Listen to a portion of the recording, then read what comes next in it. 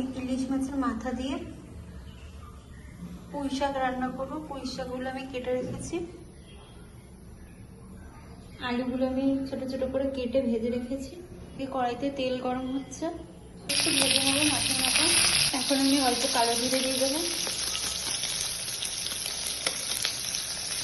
এবার শাকগুলো আমি দিয়ে দেবো কড়াইতে, অল্প করে দেবো আর মিক্স করতে পারবো। এখন আমি লবণ দিয়ে দিলাম।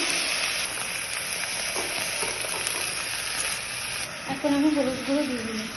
আর আলাদা করে কোনো জল দিইনি, লবণের যে জলটা রয়েছে সেই জল দিয়েই রান্নাটা হচ্ছে। অনুযায়ী কাঁচা লঙ্কা দিয়ে দিলাম। আমি এবার ঢেকে দিলাম, আঁচটা একটু কমিয়ে দিলাম।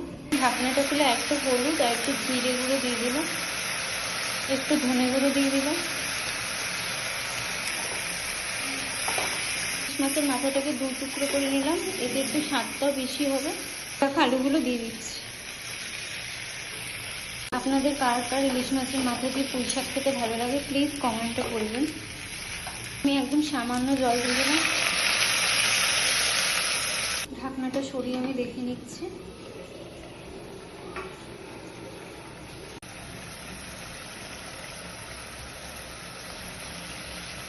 হয়ে গেছে, এবার আমি গ্যাসটা অফ করে দেবো।